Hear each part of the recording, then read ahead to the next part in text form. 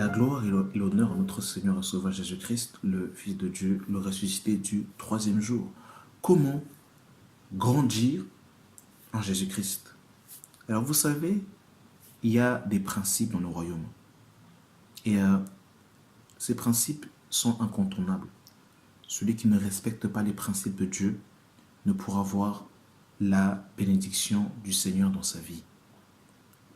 Je vais vous évoquer un principe en Dieu et sur ce principe, eh bien, je vais tout simplement nous partager la croissance spirituelle dans la foi.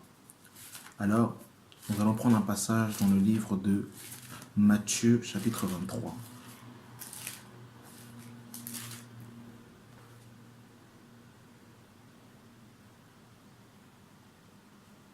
Matthieu 23 à partir du verset 12.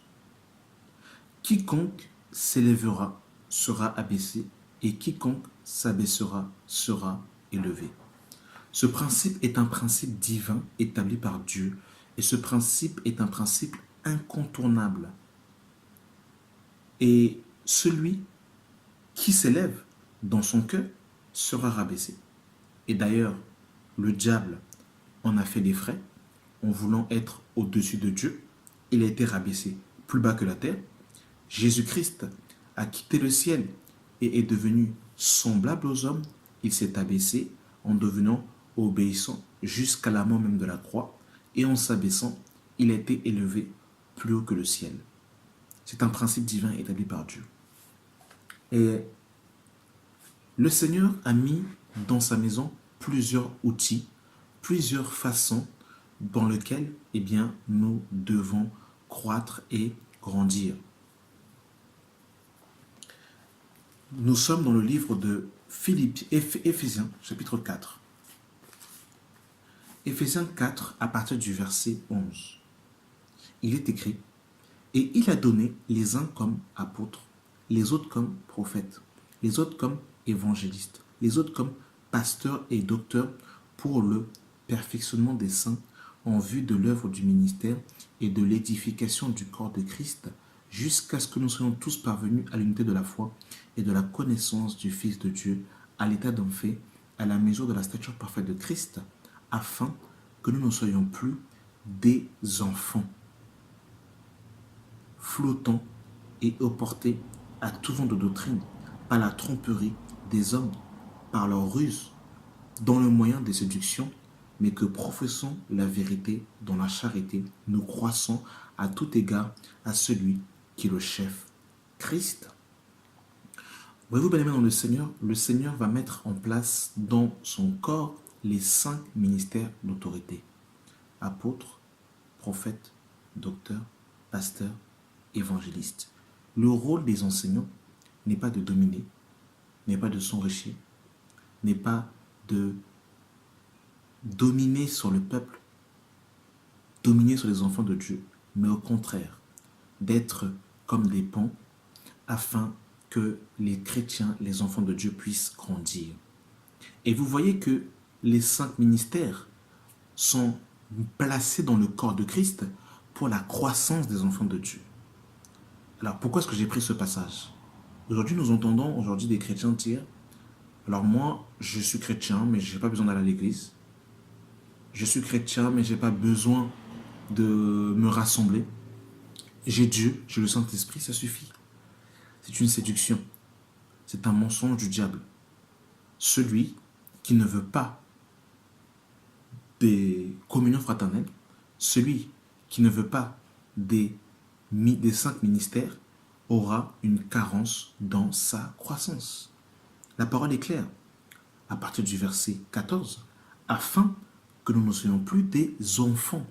C'est-à-dire qu'il y a une croissance qui est là. Lorsque nous passons par la nouvelle naissance, nous sommes des enfants et nous devons grandir, nous devons croître. Et le Seigneur a disposé dans son corps les enseignants pour le perfectionnement des saints, pour une croissance spirituelle, afin que nous ne soyons plus des enfants flottants et emportés à tout vent de doctrine par la tromperie des hommes, mais par leur ruse, par le moyen de séduction, mais que professons la vérité dans la charité, nous croissions à tout égard à celui que le chef, Christ. Donc, ils sont établis pour la croissance des enfants de Dieu. C'est un moyen. Ce n'est pas le moyen absolu, mais c'est un moyen fondamental que le Seigneur a établi dans son corps pour la croissance des enfants de Dieu. Et aujourd'hui, beaucoup n'en veulent pas. À cause des déceptions, à cause des faux prophètes qui pilulent, eh bien aujourd'hui on se braque et on veut rester isolé. Et on ne veut plus de la communion fraternelle. On ne veut plus des anciens. On ne veut plus des ministères d'autorité. Voyez-vous, bien-aimés dans le Seigneur, voilà l'un des problèmes majeurs. Et regardez par exemple Timothée, qui était évangéliste, avait un père dans la foi. Nous sommes dans le livre de 1 Timothée, chapitre 1, le verset 1. Paul, apôtre de Jésus-Christ, par ordre de Dieu, notre Sauveur, et du Seigneur Jésus-Christ, notre espérance. À Timothée, mon enfant légitime en la foi. Donc, voyez-vous, Paul n'était pas le père spirituel de Timothée, mais il était le père dans la foi. Il y a une nuance, pourquoi? Parce que nous n'avons qu'un seul père spirituel, c'est le Père céleste, celui qui nous fait engendrer d'en haut. Parce qu'aucun homme n'est capable de te faire naître d'en haut et de te faire passer par la nouvelle naissance. En revanche, il y a bel et bien des pères dans la foi, des pères qui t'engendrent, des pères dans lesquels le Seigneur te forme afin que tu puisses croître et grandir. Ce sont des principes que beaucoup aujourd'hui ne veulent pas. Paul lui-même d'ailleurs a eu, bien-aimé dans le Seigneur, était au pied de Gamaliel. Ce sont des réalités, ce sont des principes aujourd'hui que beaucoup ne veulent pas, par exemple. Et ils pensent qu'ils sont tombés des arbres et ils rejettent les grands frères dans la foi, ils rejettent les pères dans la foi, mais c'est un principe auquel on ne peut pas, bien aimé dans le Seigneur, ausculter, parce que ce sont des réalités. Dans Acte 22 à partir du verset 1,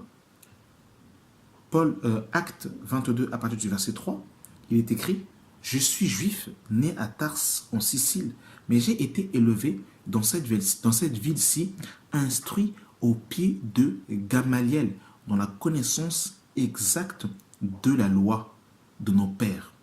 Donc on voit bien aimé dans le Seigneur que Paul lui-même, de la même manière que Timothée était le fils dans la foi de Paul, Paul lui-même, eh bien, avait un père dans la foi, qui était Gamaliel, dans lequel il était assis. Et ça l'a permis aussi de grandir, de croître. Ce sont des réalités spirituelles qu'aujourd'hui on ne veut plus.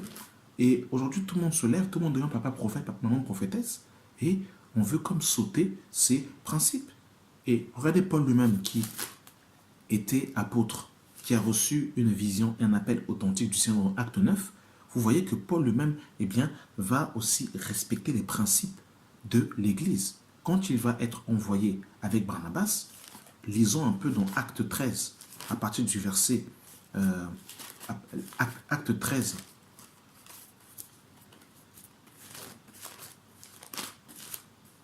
Acte 13, à partir du verset 1. Il y avait dans l'église d'Antioche des prophètes et des docteurs, Barnabas, Siméon, appelé Niger, Lucius de Cyrène, Manaël, qui avaient été élevés avec Hérode le tétrarque, et Saul, pendant qu'ils servaient le Seigneur dans leur ministère et qu'ils jeûnaient.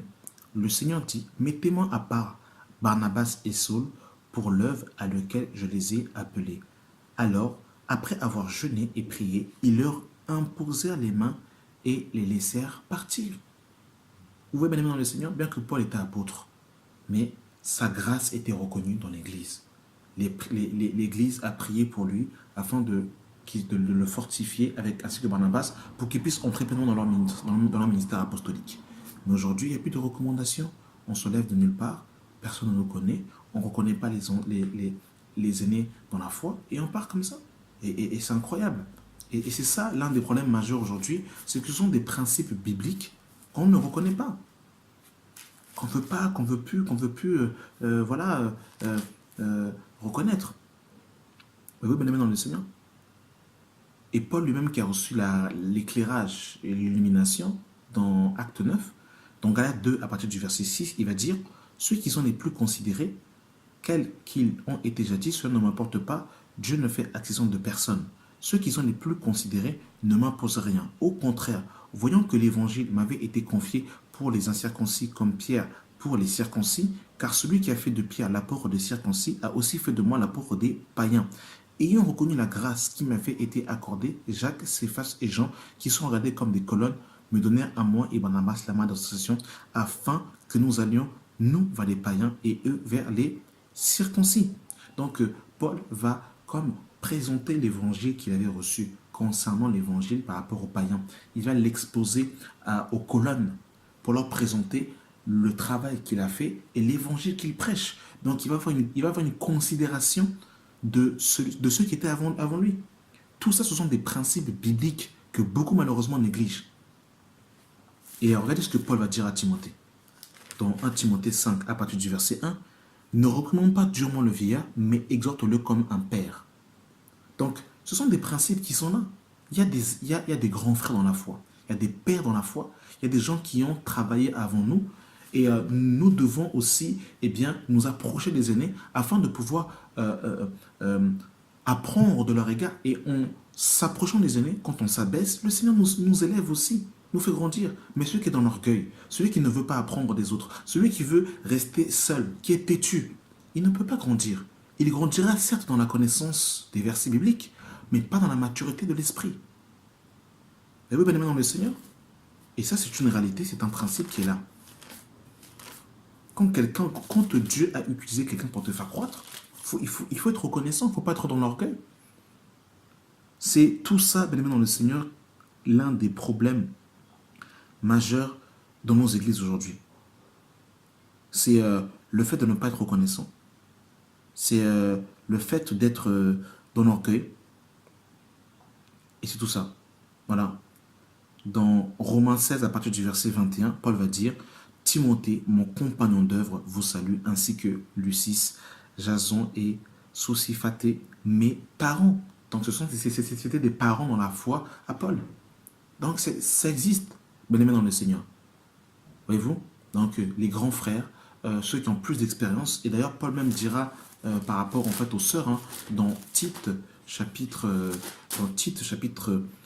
2, le verset 3, il dira « Dites que les femmes âgées doivent aussi avoir l'extérieur qui convient à la sainteté, n'être ni médisantes, ni abonnées aux excès de vin, qu'elles doivent donner de bonnes instructions dans le but d'apprendre aux jeunes femmes à aimer leur mari et leurs enfants, à être retenues chastes, occupées au son domestique, bonnes, soumises à leur mari, afin que la parole de Dieu ne soit pas blasphémée. » Voilà. Donc, on voit que les femmes âgées, les jeunes femmes doivent apprendre des femmes âgées l'expérience. Comment tenir une maison, comment aimer son mari, comment s'occuper de ses enfants. Donc, on voit il doit avoir aussi justement en fait aussi cet apprentissage que les jeunes femmes doivent avoir de leur mari, des femmes âgées. Voyez-vous? Et il y a aussi, bien évidemment, dans la relation personnelle avec Dieu, cette vie de méditation. C'est-à-dire que si tu attends l'assemblée pour ouvrir ta Bible, tu ne grandiras pas. Il faut que toi aussi tu fasses des recherches, il faut que tu lises, il faut que tu médites. Mais très peu malheureusement aujourd'hui lisent, ils ne lisent pas leur Bible. Ou en fait ils ne passent leur temps tout simplement qu'à écouter des enseignements sans eux-mêmes en fait méditer, faire des recherches bibliques, faire des recherches, écouter l'enseignement, l'instruction, faire des recherches personnelles à la maison, le jeûne, la prière, les communions fraternelles, toutes ces choses font partie de l'édification. Et ça fait partie aussi du fait de quoi? C'est d'être attaché au vrai cep, d'avoir une communion personnelle avec Jésus, selon Jean chapitre 15. Et quand tu es attaché au vrai cep, tu portes beaucoup de fruits et le Seigneur t'émonde. Ce sont des principes bibliques, bien aimés dans le Seigneur. Et je terminerai par un dernier passage dans le psaume 1, à partir du verset 1. « Heureux l'homme qui ne marche pas sur le conseil des méchants et qui ne s'arrête pas sur la voie des pécheurs et qui ne s'assied pas en compagnie des moqueurs, mais qui trouve son plaisir dans la loi de l'Éternel et qui la médite jour et nuit. Il est comme un arbre planté près d'un courant d'eau, qui donne son fruit en saison et dont le feuillage ne flétrit point. tout ce qu'il fait lui réussit.